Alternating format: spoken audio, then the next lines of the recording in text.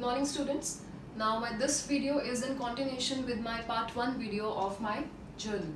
Part 1 की video ज़रूर देखिएगा बेटा.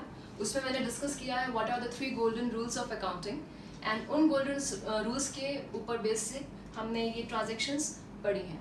अभी तक मैंने part 1 में सिर्फ और सिर्फ first transaction आपको बताई थी कि कैसे रिकॉर्ड करते हैं. Now let us move on. First transaction में बेटा आई वॉज टॉकिंग अबाउट कि जब आप ट्रांजेक्शन रिकॉर्ड कर देते हो, जैसे कि started business with ₹2 lakh. Now this 2 lakh is your capital. Capital है, मैंने आपको वीडियो में शेयर किया है. कैपिटल का नेचर होता है क्रेडिट. क्यों? क्योंकि this is the liability for the firm.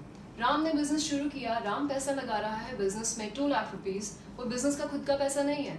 किसने लगाया? बिजनेसमैन ने लगाया. इसीलिए बिजनेस के लिए capital is always a liability. And liabilities का नेचर क्या होता है? ये हमेशा क्रेडिट साइड आती है. तो इसकी अगर हम जर्नल एंट्री की बात करें, journal entry will be business में पैसा आ गया, cash account debit to capital account. This is what. इसे क्या कहते हैं? ध्यान से समझिए. इसे हम कहते हैं narration. Now what do you mean by narration? Narration is nothing. आपकी जर्नल एंट्री इनकम्प्लीट है अगर आप एंट्री पोस्ट करने के बाद उसे डिस्क्राइब नहीं करते. तो narration is your basic description कि आपने ट्रांजेक्शन को कैसे रिकॉर्ड किया. तो मैं आपको एक शॉर्टकट बताती हूँ, कुछ नहीं करना, बस बीइंग आगे लगा दीजिए एंड सारा का सारा being business started with ₹2 lakh सारा कॉपी पेस्ट करना है. बट इसको ना लिखने से आपकी जर्नल के हाफ मार्क्स डिडक्ट हो जाएगा. Clear? Now let us move on to the next transaction. Purchased furniture for ₹1 lakh.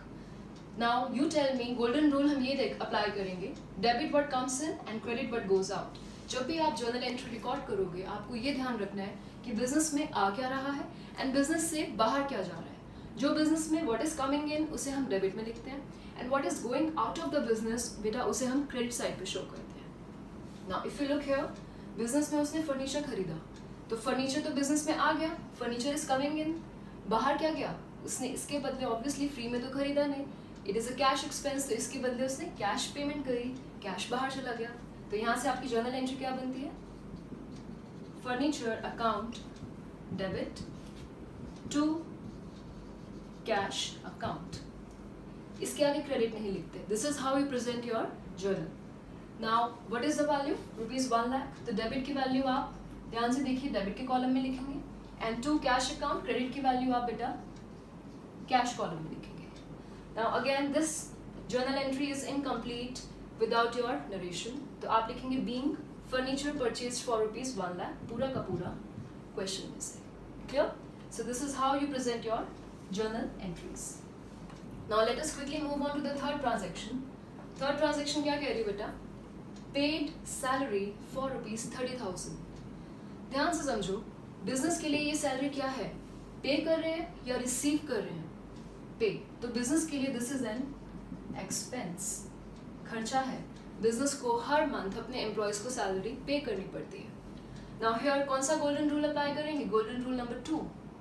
Golden rule number 2 कहता है कि जितने भी एक्सपेंसेस होते हैं बिजनेस के या लॉसेस होते हैं उन्हें हम डेबिट साइड पे शो करते हैं एंड जितने भी फर्म की इनकम होती है उसे हम बेटा क्रेडिट साइड पे शो करते हैं. तो आप मुझे बताओ, पेड सैलरी फर्म के लिए एक्सपेंस है तो सैलरी एक खर्चे का नाम है, इसको हमें कहाँ पे शो करना पड़ेगा? Debit side. तो हम इसको कैसे शो करेंगे? उसी खर्चे के नाम से, सैलरी अकाउंट डेबिट. आप पे कर रहे हैं तो पैसा आ रहा है या जा रहा है? फर्म के पॉइंट ऑफ व्यू से फर्म पे कर रही है तो कैश इज गोइंग आउट. तो to cash account. What is the value? 30,000. Clear है? तो हमने क्या किया? एक्सपेंस को उसी के नाम से डेबिट किया और फर्म से पैसा बाहर जा रहा है तो कैश को हमने क्रेडिट किया. अब एक बात और ध्यान से समझना, अगर क्वेश्चन में आ जाए paid salary for ₹30,000 by cheque. Cheque क्या होता है? बैंक से पेमेंट होती है. तो यहाँ पे सैलरी को तो आप डेबिट में लिखोगे मगर 2 में आप कैश की जगह वहाँ पे बेटा आप लिख दोगे बैंक अकाउंट, अगर चेक वर्ड यूज किया गया है. अदरवाइज सारी ट्रांजेक्शन्स आप बाय डिफॉल्ट कैश से ही करते हैं. Clear? So quickly move on to the fourth one. Fourth one is saying received ₹50,000 from Mohan. Now जल्दी से बताओ, फर्म में पैसा आ रहा है या फर्म से बाहर जा रहा है? As you can see received 50,000 हमें पैसा मिल रहा है. तो हम क्या करेंगे? सबसे पहले जो आ रहा है उसे डेबिट कर दो कैश अकाउंट डेबिट, और टू में क्या लिखें, जो पेमेंट कर रहा है, क्रेडिट द गिवर, यहाँ पे गिवर कौन है, पैसा पे कौन कर रहा है, मोहन, तो हम उसका नाम क्रेडिट में लिखेंगे। नाउ यहाँ पे अकाउंट वर्ड नहीं आता, ऐसा क्यों, मोहन एक पर्सन का नाम है, जब भी किसी पर्सन का नाम आता है तो उसमें हम अकाउंट वर्ड यूज नहीं करते, तो आप क्या एंट्री करेंगे, cash account debit to Mohan, account word बेटा नहीं लिखोगे। क्लियर, कितना पेमेंट रिसीव किया है, 50,000। This is how you post your journal entries. Quickly take up the last 2 transactions also. Now the next is saying purchase stock for ₹20,000. Stock, stock form का क्या होता है, गुड्स जो आप डेली बेसिस पे खरीदते हो, आपका रॉ मटेरियल हो सकता है, आपका स्टॉक हो सकता है, आपके गुड्स हो सकते हैं, तो वो आपने खरीदा। अब आप मुझे बताओ फर्म में आया क्या और फर्म से बाहर क्या गया, वेरी इजी, स्टॉक फर्म में आ गया और परचेज किया है तो ऑब्वियसली कैश फर्म से बाहर चला गया। Now who will tell me कि इसकी ट्रांजेक्शन क्या रिकॉर्ड होगी, 99% बच्चे क्या कहेंगे, stock account debit to cash account, right. But इसको हम जब भी स्टॉक परचेज होता है तो उसको स्टॉक के नाम से नहीं दिखाते, उसके लिए एक नया नाम ओपन होता है, that is your purchases account debit to cash account. How much is that, this is your 20,000। Is this clear? Next is sold goods for ₹5,000। अभी आपने ऊपर तो स्टॉक खरीदा 20,000 का, रॉ मटेरियल खरीदा, अब उसमें से कुछ स्टॉक आपने बेच दिया, कितने का बेचा है बेटा, 5,000 का।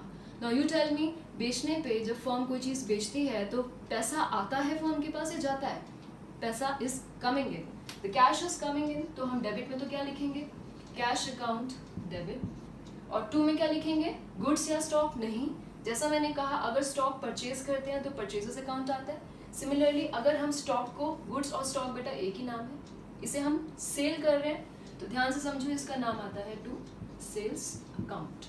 ये नई टर्म्स हैं जो आपको ध्यान में रखनी है। कितनी वैल्यू है, 5,000 5,000, एंड इन सब के नीचे आपने क्या लिखना है, नरेशन बीइंग